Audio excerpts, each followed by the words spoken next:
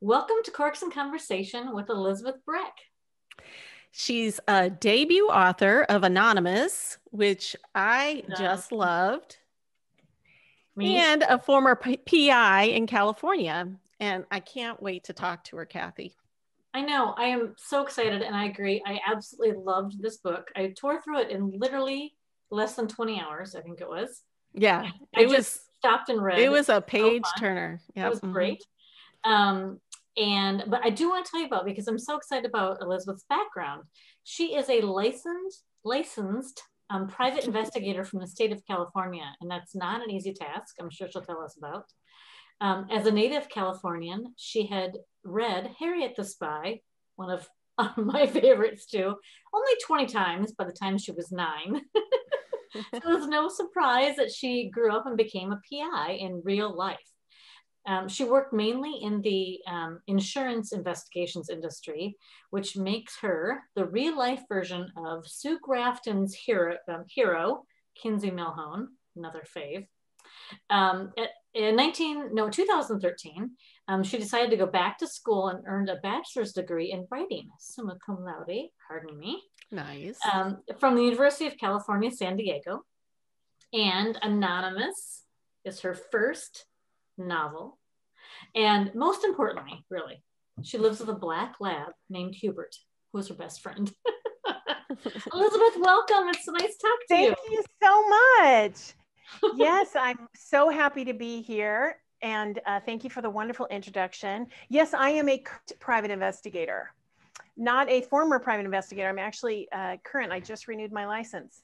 Ooh, it's so hard to get that. It's so hard to get that license. I will never let it go. Don't let it up. Exactly. That's smart. Yeah. Well, I think before we get into Anonymous, which I'm super excited to talk to you about, Christy, let's talk about the important things. The wine. Okay. All right. So, Elizabeth had suggested a Leaping Horse Chardonnay. There it is. And you had gotten it as a present. I did. Yeah. Actually, for a lunch day present. My neighbor gave it to me. Oh, nice. Yeah, nice. I was thinking it might be like an amour somewhere or something. But it looked like a great wine. Unfortunately, I couldn't get it in South Florida, but I did get another California Chardonnay. But I want you to go ahead and taste this Leaping Horse. And I will give a little bit of a tasting notes, and you can tell me if it tastes like it. Is it bright and crisp from start to finish? It has citrus highlights to green apples. Yes. Tropical fruit aromas and flavors. Definitely. And finish with hints of lemon zest. Wow. Actually, that is absolutely that the apple and the citrus, and the lemon zest. That's absolutely. It was. Did you get that from the website? I assume. Yes. Because that's exactly.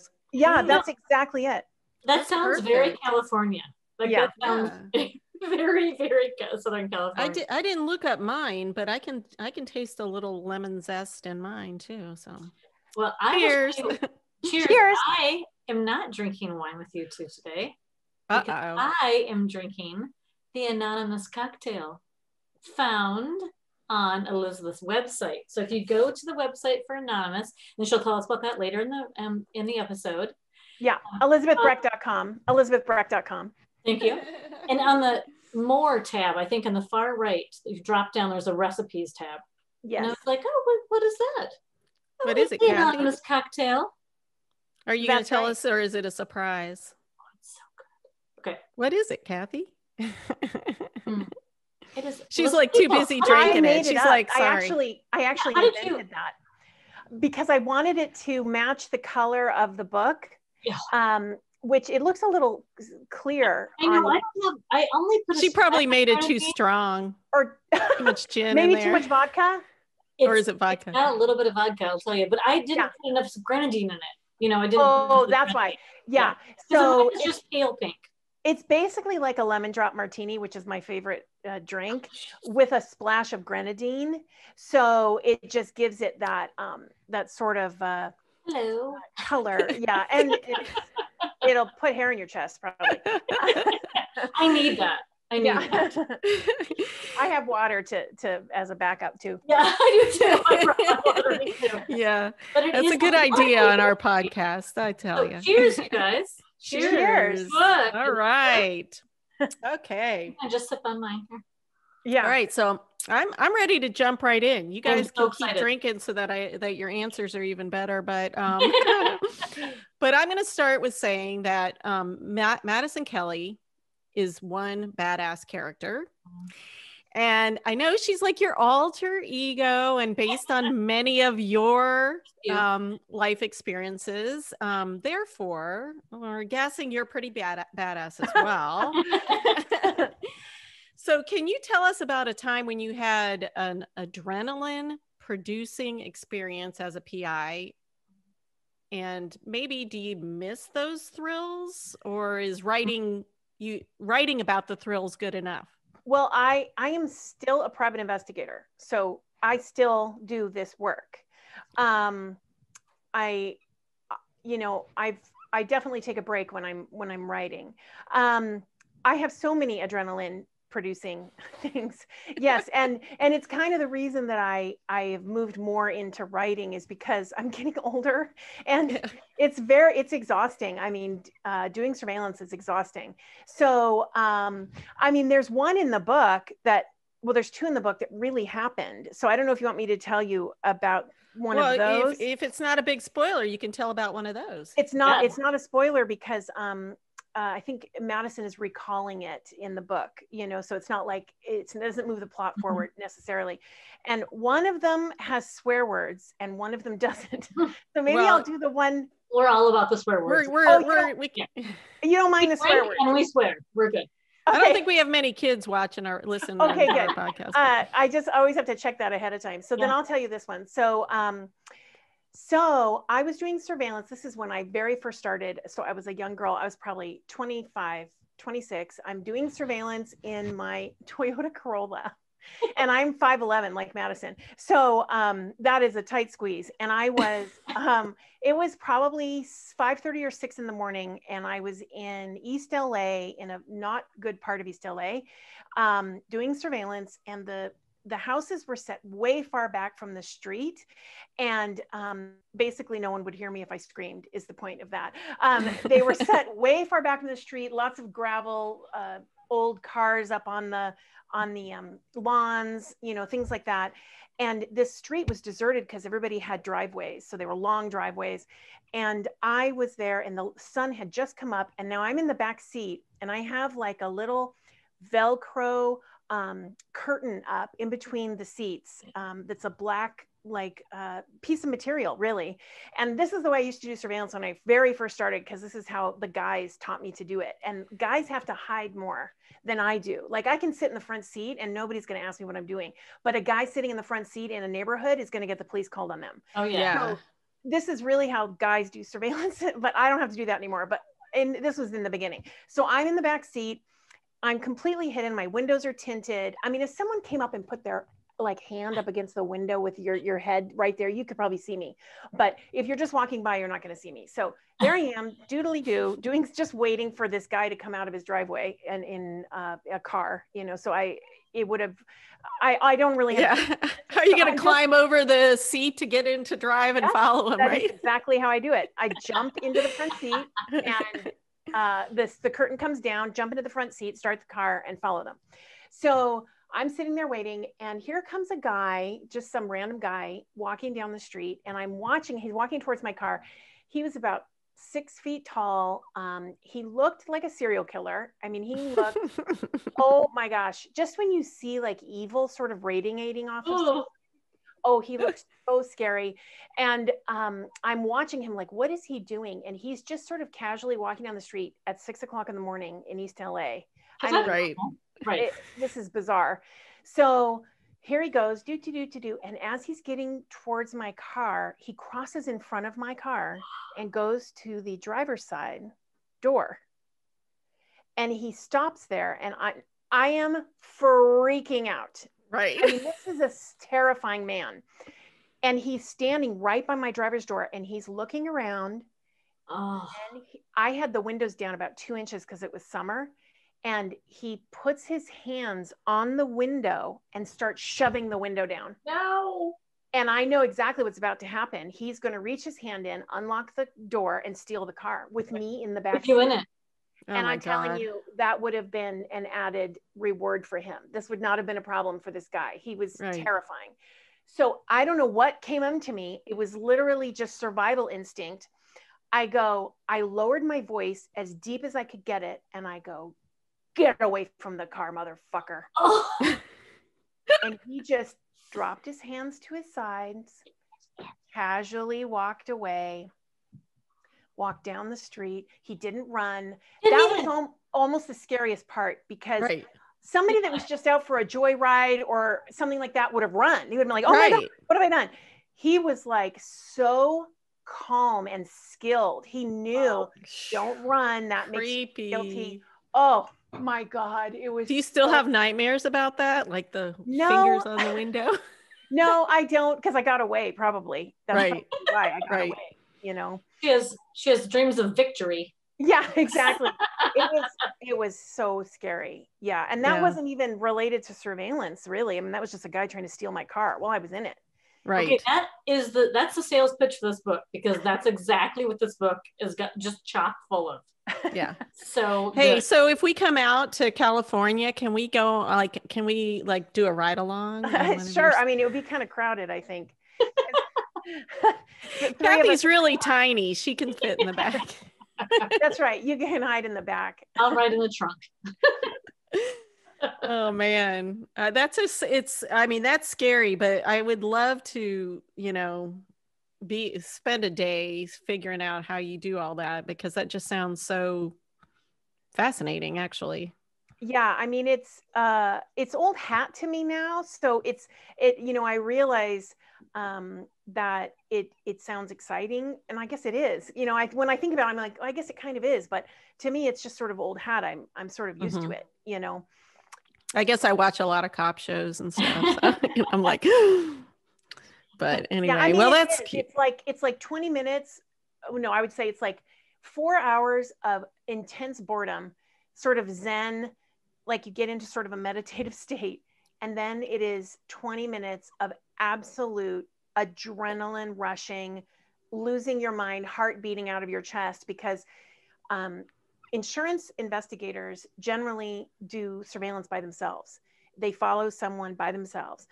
And a police investigation, they want 4 or 6 cops in trade off behind the person, and they don't ever see the same car behind them. And so they don't suspect anything. But as an insurance investigator, it's just one person. And so you're constantly having to make sure you're not right behind them at a stoplight. If they stop at a red light, you got to pull over, wait for the light to turn green. Light turns green. Now you go back into traffic. I mean, it's a cat and mouse type thing, It is. And it takes a lot of skill and luck. Mm-hmm. So when you're writing about these, I mean, do you get that adrenaline rush when you're writing? I do. I mean, yeah, I would think so. Yeah. And even when I'm editing, when I'm reading it back, I go, oh my goodness. Like I've just finished book 2. Yay. I just did the edits on book 2. So, and this is Madison Kelly continued? Yes. Oh, good. All right. And with the same characters, the same main characters. Yeah. All right. And so I just got the edits from my publisher, and I just implemented the edits. And so I was reading it, and it had been a little while because the holidays were in the way. So she'd had it for a while. So I'm reading it, and I forgot some stuff I put in it. So I'm reading, and I'm like, oh my gosh. It's really great. Yeah. I was like, I got scared. Oh, that's so fun. Yeah. And then I laughed. I was like, oh, that's so funny. Like I totally forgot I had written something.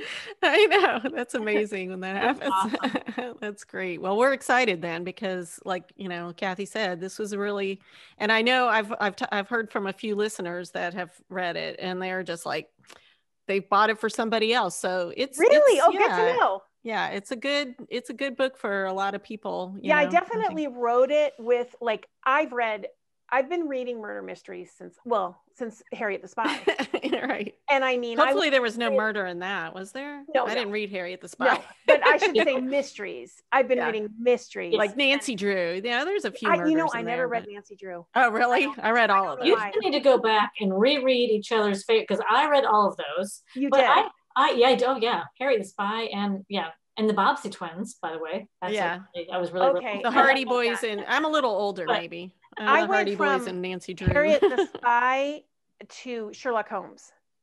I read the entire Sherlock Holmes. So did you?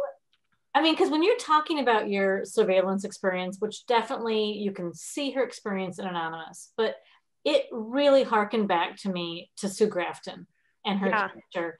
When did you pick up Sue Grafton's novels? I'm so curious. I would say I was reading Sue Grafton before I became a private investigator. Wow. Because the locale and the experience and insurance investigations. I know. I was like, I don't want people, I was like, I hope people don't think that I'm copying Sue Grafton, but like, this was my life.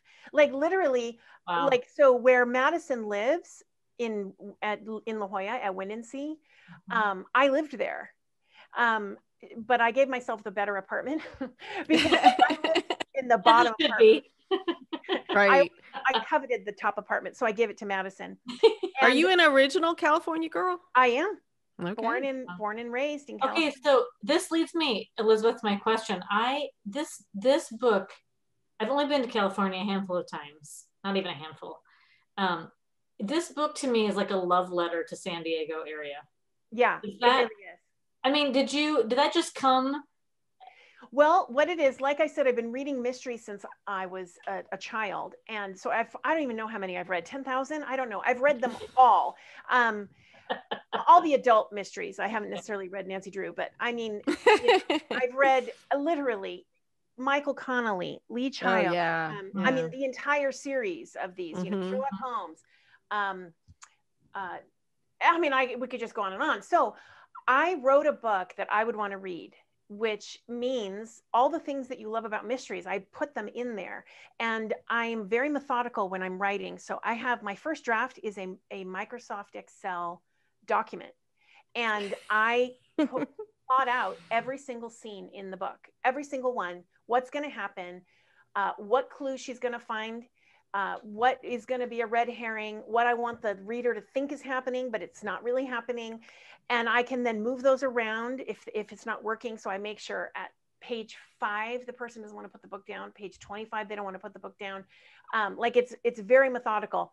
Then I sit down and I just write like a house on fire. And I write each of those scenes out. And I put in some lyricism because I like pretty words and I like, but I don't want so much lyricism that it slows the book down. I want someone to just sit down, like you said, you read it in 20 hours. That was my intention. I don't want people to be able to put the book down. So when it comes to locale, I love when I'm reading a book, when they take me to the place where they are. I love that. And you get to experience another location. So all the places are real, except for, if something bad happened at the place, I invented it. That's smart. Yeah. But otherwise, all the places are real. All the places Madison goes are all real. You could go there and see them. I thought the surfer culture and all the restaurants, I could just feel it. And for me in South Dakota, when it was snowing last weekend, this was such a great escape read. Yay. What I'm dying to know is, do you surf, and does your dog? Does my dog surf? Yeah. No, my dog does not surf. I don't surf. I body surfed when I was younger. So when I was younger, we lived in the Los Angeles area. And so I would go to the beach, and also it was a safer time, I guess, or else we were just stupider. I don't know. But I would go by myself at 9 years old to the beach. Oh my gosh. Yeah. Or with my girlfriend at 9 years old, we would go to the mall the entire day. And no cell phones, no pagers. I mean, just be back by dark, And so we lived in Santa Monica, which is a beach town. And so I would go to the beach every day. I would go body surfing every day. Wow. And then I did date someone that was a surfer. So I was very much a part of the surfer culture. Like I admire it. And so I put that into the book. I love that. I thought that added a good element to the guys in the story. You know, different. I really thought that was a really just subtle kind of like, oh, you know, they could be aggressive if they wanted to, or they could be this, or they. I thought that was so. But you also did, you know, it wasn't just the aggressive nature. It was their ceremonies. You know, if somebody passes, and I just thought you did a great job of coloring the experience of this book with California. So thank you. South Dakota, and thank you. Well, yeah, and I was kind of the same in Florida. You know, I hung out with the surfers, didn't surf much, but but got to know them. You know, that's kind of fun.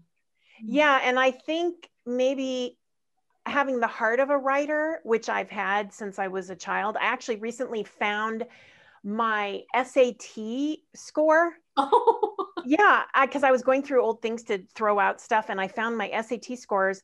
And I took the SATs when I was 16 because I skipped third grade, and then I graduated high school early on top of it all. So I was going to college when I was 16. So I took my SATs, and I didn't realize it, but you know, they want you to put what your intended major is, and I put creative writing. Oh, I had no, I was like, okay, I guess I have wanted to do this for a long time. That was 40 years ago. So I was like, okay. Anyway, what was I going to say about that? Creative writing and I don't know, but I will ask you a question about that. I've been curious about. Okay. So when you went back to school later as an adult PI, here's the thing I wanted to know. I mean, obviously you see lots of non-traditional students, you know, meaning people who come back later in life, and you have conversations, right, with people you meet. Here's my idea is I'm thinking to myself, Elizabeth goes back to school, gets her English degree, and they're like, oh, what do you do? And she's like, I'm a PI. And they're like, what? Is that how it went? You mean like the other kids? Yeah. Say other kids, like I'm a kid. Like the other students, let's say. Yeah, the other students. I made great friends that I still have. I mean, that was, we're in 2021. So that was a while ago now. I finished, so it was like 6 years ago. They're still my friends. And they were just, I pick up the greatest people. I like interesting people. I like eccentric people. And so these are just great people. We'd have parties at my house, and not beer bong parties, not like we're cultured. I mean, we're all in the writing program. Yeah, you had specialty drinks. We did. We did. I mean, we had beer, but they were probably some special kind Heinekens or something. Yeah, I don't even drink beer, but some special kind of brewery beer, you know. And we would have barbecues and stuff. And yeah, because the funny part would be someone who wasn't my friend, who just sat next to me, was going, we have so much reading to do it was like the end of the week, so Thursday or something. He was like, we have so much reading to do by Tuesday. I don't know how I'm gonna get it all done. And I was like, do you work? And he's like, no. I said, I'm getting on a plane in an hour and I'm gonna be gone. I was gonna be in Idaho following someone for the next 4 days. And I'm going to have to do that reading by the time I get back. But I feel for you without your job and your reading assignment. Yeah. Like, so, but that was the kind of thing that made me realize I appreciate, because I went to junior college when I was 16 for a semester or two, but then I was an actress actually. So I was taking professional acting classes and I wanted to do that. And so I left my junior college. But I'm glad I actually had gotten accepted to a university. And I didn't go then. And I'm glad I didn't, because I so appreciated it now. Yeah. After you've had to work, because I did go back to graduate school myself after working for a while. And I was like, oh my God, this is so easy, because I knew how to, like, I studied because it was easier than work. The first time around, I didn't study because that was work, you know? Yeah. So you just kind of have a more respect, you know? I really enjoyed studying. I enjoyed learning. I want to go. I would love to go. I actually got accepted to CU Boulder Graduate School, the MFA program in creative writing, but just everything got in the way. So I wasn't able to accept, but I would love to do that. Now you can teach there. Not with my bachelor's degree. I think I need a PhD to. They'll give you an honorary after you sell your first million or something. Yeah, maybe. I didn't think of that. Okay, you guys, it's time for us to each take a drink, and then it's time for the question in the bottle. So, Elizabeth, what this is just kind of a question that you might get to at the end of a bottle, at the end of an evening. Oh, it's funny. Just a fun question. If you don't like it, pass. No big deal. Okay. All right. Okay. Do you eat food that's past its expiration date if it still smells and looks fine? Yeah, it depends how far, because I know that they're being conservative with those expiration dates. So right. It depends how far past. I mean, and what food, right? Yeah. I mean, if it's a month past, no, it's not worth it. But if it's like 2 days past, yeah. She'll gamble at 2 to 3 days. It's a gamble. Yeah, because I know that they are being conservative because they don't want to get sued for food poisoning. Right. And it's the difference. Like if it's pickles, I mean, come on, it's pickled. It's already pickled. Yeah. Right. But if it's like milk, you know. Yeah. Yeah. That's a random one. I need to go through my refrigerator. That's what that question makes me think. Okay, so one of the things I absolutely loved about this book was there are so many really good reviews for it from a lot of the kind of insiders in the mystery world. John Land said, "Anonymous is an emotionally wrought, angst-riddled, drop-dead, terrific tale cut squarely from the cloth of Lisa Gardner and Harlan Coben." I know, that was incredible. I was so blown away by that. I mean, that is, and completely legitimate, but that is a wonderful review. Mm-hmm. My favorite is from Thomas Perry, who I also love. Me too. I'm a huge fan of his, and his is on the cover of your book. He said this is the start of a terrific series, but Thomas shows up in the book as well. And in your acknowledgments, which I love reading that. You just had a generous, lovely, thanking the authors who have influenced you, which I thought was so nice. I don't know that I've read that from other authors' acknowledgments pages. So anyway, I wanted to ask you about Thomas Perry, specifically why you included him. Okay. And how important are mentors and, other members of the mystery writers community supporting you as a new author? Okay, so Thomas Perry, I'm glad you asked me about him. I adore him. So, and it has a great sort of tie-in. So I was living in La Jolla in the 90s, and I was at Warwick's bookstore, who did my book launch. This is how it becomes just such an interesting tie-in. And I also mentioned Warwick's in like the first 5 pages of this book. Warwick's is the greatest bookstore. And they've been there since the 1800s or something. It's a family owned, like the longest family owned bookstore in the United States. Wow. So they had a stand. So I went to the mystery section, obviously. I was looking for a new mystery book, and they had a staff picks section.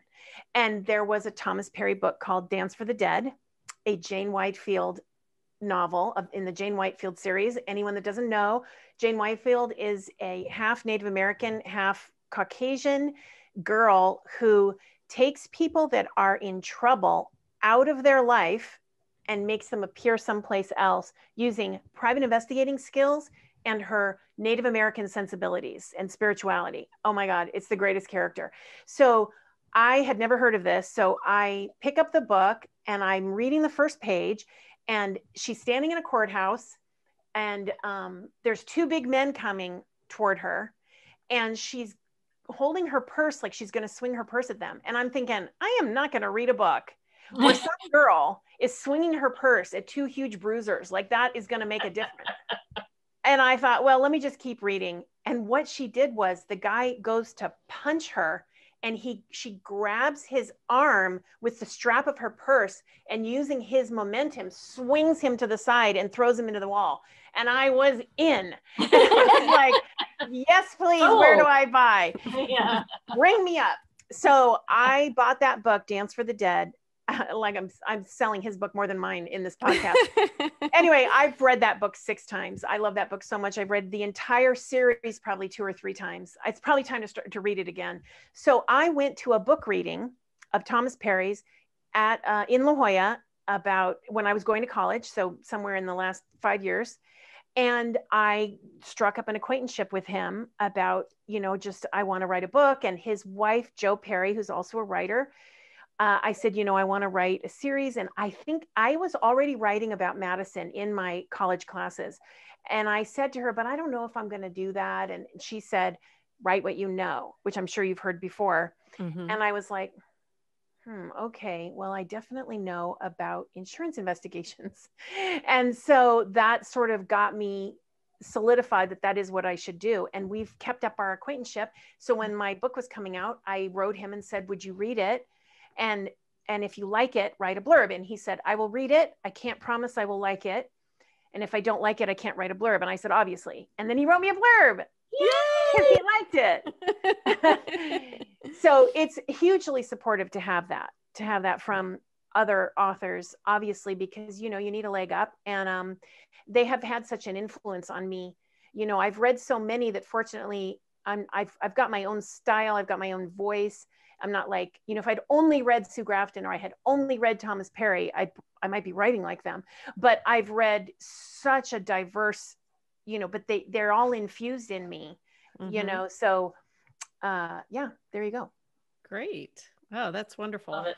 I love it. And and like you said, we're excited that you're doing a series. And so on your way through this, this is a debut book and the next one's going to be coming out, but can you kind of maybe what a big lesson you might have learned in the last year?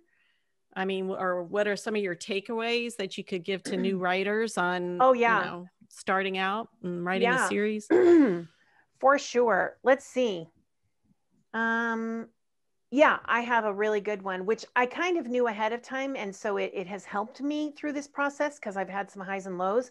I got my literary agent from the slush pile, sent out queries, but it wasn't for anonymous. It was for an earlier Madison book. And I got my lovely agent, Lark Words, and she sent out my first book to 25 publishers and they said no. 25 no's over a year and a half. Let me tell you, that was brutal. I mean, there is nothing worse than being on submission. Honestly, there is nothing worse. And you're just waiting and then you get a response and it's no. And you're like, ugh. But so what I did is I wrote a different book with a different plot, same characters, and it sold in a week. Wow. On a preempt. What's your feeling on that? It just wasn't the right time for that first one, or what do you think? I think it wasn't the right time. I think maybe the first plot had maybe a little controversial stuff in it that maybe it was like, if you've got a debut author and some controversial stuff, I don't know, we want to go over there, Mm-hmm. And then when I wrote Anonymous, I was like, oh, this is so much better than the first book. Like, it was just better. It was a better book, Mm-hmm. So, but I don't think Abby would have taken me if the book hadn't been good. It was good. Right. She wouldn't have taken me. It just wasn't. So I think timing and the plot just wasn't the greatest or something. Who knows? Mm-hmm. I'd kind of like to revisit that plot, at some point. Yeah. But keep that. So did you kind of get a game plan then with your agent? Like, all right, I'll just do something new. And she's like, I'm going to stick with you on this. Or did you guys converse about that? Yeah. I mean, she said, I just said, I'll write something else. And she said, okay. And I mean, I didn't know, like, it took me a while to write. It doesn't take me a while to write it. I write really fast. It took me a while to get around to where I could write it, mm-hmm. if you will, like, it was brutal to hear 25 no's over. It took a year and a half, mm-hmm. to have all those no's. So I think what I was going to say about my advice is that when I hear on Twitter from a lot of writers, they don't realize that this is a business. They're only thinking about, I've written a beautiful book. And it's like, yeah, I wrote a beautiful book too, but it's a business and you have to think of it as a business. And you have to think of it in terms of people are trying to make money off of this. And mm-hmm. so you'll hear writers say, well, agents are just gatekeepers and they're trying to keep me away from getting a good deal. And it's like, no, they're not. They're desperate for a good book that they can sell and make money off of, because when you make money, they make money. And the publishers are desperate for the next great book. So no one is against you here. They're all working to find that next great book. So if you give it to them, they will take you. So if they're not taking you, either you're not presenting the book properly in your query and you need an editor to look at your query, or maybe your book's not good enough.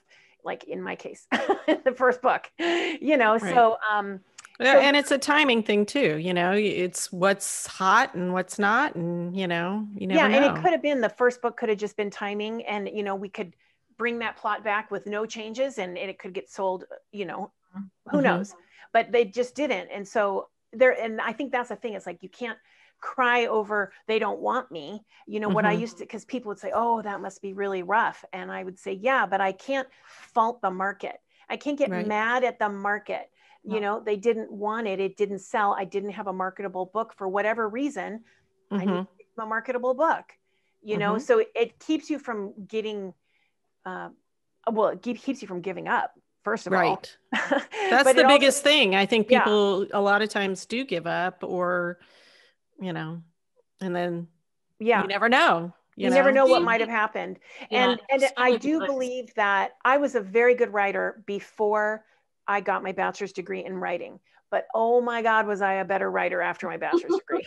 Right. So there is something to be said for learning and studying, even if it's not a university program, you know, however, you know, if it's an online writing you program. could do like Cathi and I mean, we go to conferences, and then we, you know, we've been doing this, we met at a conference, but we're like, you know, we hear of a workshop, we go to that. Every time we hear another person speak, we're like, oh my gosh, we got to re-edit. We learn something new, you know? There's always things to learn, but I think one of the skills to learn is this is a business in addition to being a creative endeavor. Yeah. And I think that's a very wise piece of advice. One more thing before we start wrapping up, I'm so curious, and I really admired you including, I'm not going to give any spoilers. Okay. Madison's health journey. I thought was so riveting to read about for the character. But I also thought it made her so vulnerable and tough at the same time. Yep. And I wanted to know if you've heard back from any readers about that particular health journey, and I'm not going to give away anything. Okay.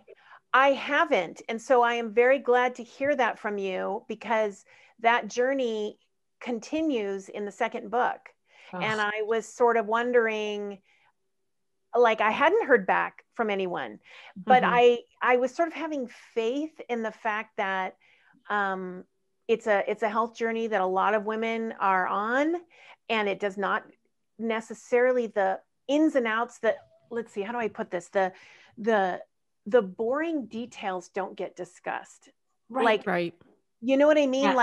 Yes. And we could use a different health journey as an example, but like if someone, let's just say someone had skin cancer, you would hear about the fact that they had to have an operation on their skin, and that was a big deal and everything, but you don't hear about when they look at their arm where their scar is. Right. That's right. And yeah, there you go. And, you know, it's sort of the boring details. And I always want to add this whenever this gets brought up. This book is not an issue book. It's not, there's no like great big issue with her health or anything. It's just part of her. Yeah. It's just, she has blonde hair. She has blue eyes. She's 5'11", and she had a health issue in the past. It's just part of her life. And I wanted it to be like that, not a big part of the book. No, it's not. It's part of her life. But it is so, it's such, you know, any health journey of any character is going to help, you know, show who they are. I just thought it made her vulnerable and so much like fierce. But like you said, it wasn't in your face, make it like all about that. It was more just now I really can see how she is, and what she's been through has made her this way, you know. Wow, thank you so much for saying that. Because I have gotten no feedback, so I didn't know. And that's the thing, like when I was an actress, you're on stage, you feel the audience, you know how you're doing. As a writer, I don't know if somebody doesn't tell me, because I'm not in the room with them when they're reading it. Right. That's interesting. Yep. Well, this has been such a great conversation. We could keep doing this, and I have to say my cocktail's getting a little low. It's going up very easily. cocktail, Okay. I'm saying. Yeah. But okay, before we go, we've got one final question we always ask. Okay. Yes, Christie. we ask our mysterious foodies, that's what we call our listeners out there. We ask for them. Which of your characters would you like to share a meal with, and what would it be? Okay. I would love to share Mexican food with Dave. Oh, Okay. well, we all would. Yeah. Dave is a conglomerate. He's that's not the word I'm looking for, but Composite, maybe. a composite. That's the word. Thank you. Oh, it's getting too late in the day. Yeah, and we've had a glass of wine. Yeah, exactly. I'm sorry if you're hearing my dog. I Oh, keep that's seeing okay. your quiet dog. Well, he's still got his Kong with his peanut butter in it. Anyway, Dave is a composite. He's the best parts of a couple of guys. So he is a dream. Yeah. But he's still flawed. You probably noticed that. He's still flawed. Oh, Yes. Yeah. But Yeah, but I'd like to eat a Mexican food with him. sounds good. I would like Sounds to try good. that. Okay, so if our listeners have any questions about you and they want to get a hold of you, maybe what's the best place? Do you have a social media place you mostly hang out, or your website? What would you suggest? I am mostly on Twitter, which is at the blonde PI. Love. With an E, blonde with an E, blonde PI. But you can always go to elizabethbreck.com. My social media is on there. So you can find me on Instagram, you can find me on Twitter, you can find me on Facebook. And also there's a contact form on the website, elizabethbreck.com, and I answer quickly. Awesome. Great. Great. Well, I got to tell you, this has been a lot of fun. I mean, Me you know, too. And I think the main thing is go buy her book. It's really good. Yes, You're going to read it really fast. And slow, but and it's got a nice cover. I And you like that get too. it anywhere, literally. Barnes and Noble, Amazon. Support your local bookstore. They can always order it for you if they don't. Warwick Books, you know. Yeah. And all we have to do is say cheers. Cheers. Cheers. Cheers.